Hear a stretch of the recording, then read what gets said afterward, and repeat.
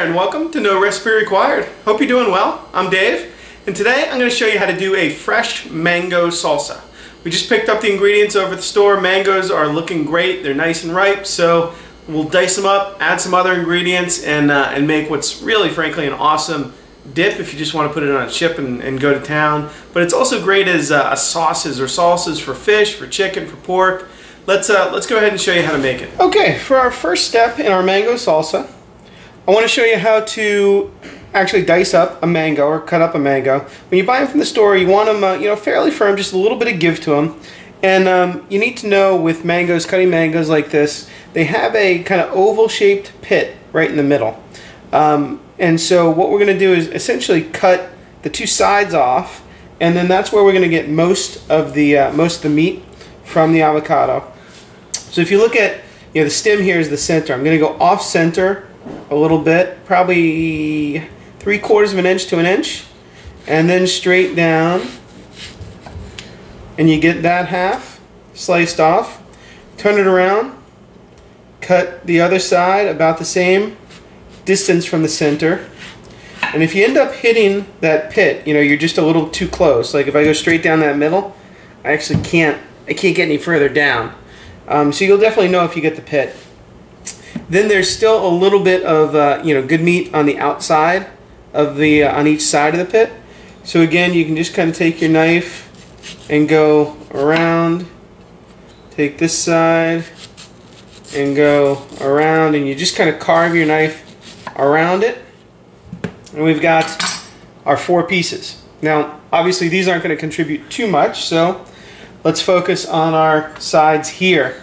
Now I don't particularly like mango skin. I think you got to take the skin off. I guess you could try and peel it beforehand, but I find it gets pretty darn slippery if you do that. So I actually like to take it off like this and then just use a small paring knife, and this is similar to the technique I use for avocados. You just go down with that knife and you cut down to the skin. I'm not pressing down too hard because obviously my fingers are beneath it. You could do it on the cutting board if holding it makes you a little bit nervous, and you want to go through and make nice parallel cuts.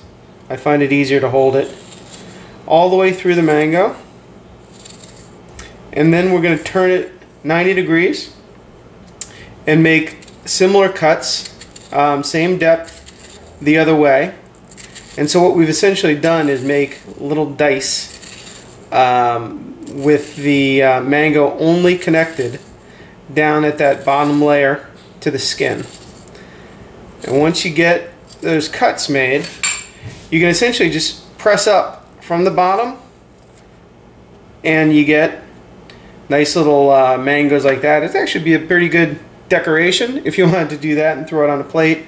But once you get it out like this as well, you can just take that same knife and go right along the edges, or right along the the bottom of the skin. Again, you just kind of use that skin as your guide, and then you've got your beautifully diced mango. So let me go ahead and show you how to put the mango salsa together.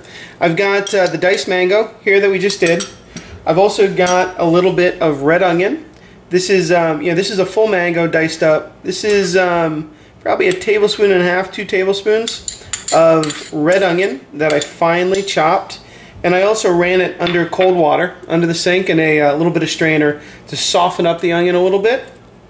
I'm going to add a squeeze of lime juice, probably juice half a lime, depending on how much juice your lime's given up. You can always add a little bit more, so don't go crazy with it.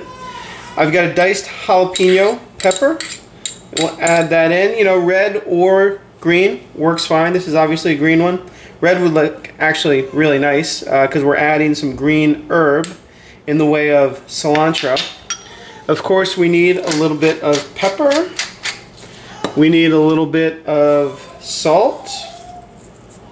And then I also like to add a little bit of olive oil.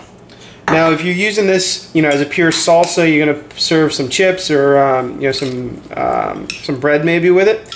I'd probably go light on the olive oil, but this salsa is awesome on on fish, on chicken, on pork, anything like that. And for those applications, I might use a little bit more olive oil to give it a little bit looser consistency. You want to make sure you give it a taste. This one's right on. Maybe a little touch more salt, but it's really nice. I actually keep honey handy just in case my mangoes aren't quite sweet enough, which sometimes happens with fruit. You can go ahead and add that in. I'll see you next time on No Recipe Required.